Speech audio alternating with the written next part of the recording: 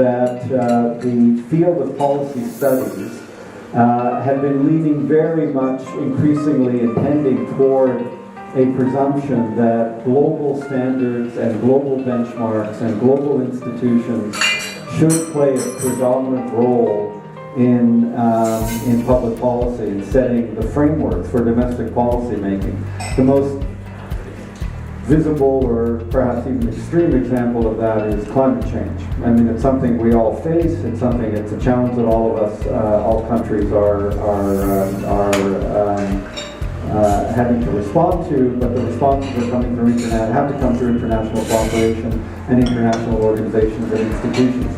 So there was a real bias towards the global policy processes, global institutions. The way nation states seem to be withering. They seem to be becoming secondary in terms of dealing with the major policy issues facing us. So the policy process in terms of thinking about risk, about assessing which kinds of experts get brought into it, the processing of evidence and data, all of these issues were highlighted and heightened in the context of the pandemic. The policy sciences were, that terminology or that term policy sciences was originated in the 1950s by Harold Lasswell, and he used the term policy sciences for democracy. So the policy sciences in their very DNA have this kind of notion of being connected to liberal democratic regimes. So we still have cases where there are truly authoritarian governments, but even the liberal states in Western Europe, Canada, Australia, look at what Australia, how extreme its provisions were in terms of quarantine lockdowns. You couldn't leave Australia unless you had an exit permit. I did hire an Australian academic to come join my college, and it took almost a year with all of the paperwork, and by the very end she was ready to leave, and she put in her application to leave Australia, and she was denied. And they told her she could not leave. And this is the last thing that she expected, and she had to get legal advice and pay lawyers to fight her case in order to allow her to leave. So this dichotomy between liberal states and authoritarian states, I think, is very problematic. I think it needs to be thought about much more carefully, and we need to have different categorizations that capture what's actually going on in real existing political systems.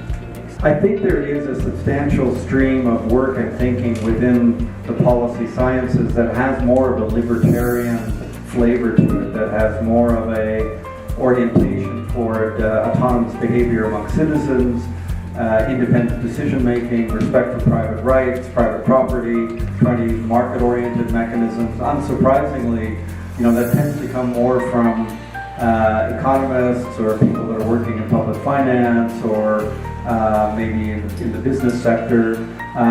So my disciplinary background is political science, so I tend maybe to lean a little bit in that direction. But there are significant policy schools that have, a significant number of people working in from that orientation, from that perspective, and they are a voice for trying to, if not constrain the scope and role of government, but at least to try to balance it in such a way as to maintain the degrees of autonomy and co-production and citizen liberties in terms of their economic and their social life and their social behavior. And it's not just a matter of ideology, it can also be a matter of efficiency. You may get better results if you put more decision-making in the hands of ordinary people. So I don't think that's completely disappeared. I may be tilted a little bit more in my own remarks than I think warrants the full range of debate in the field.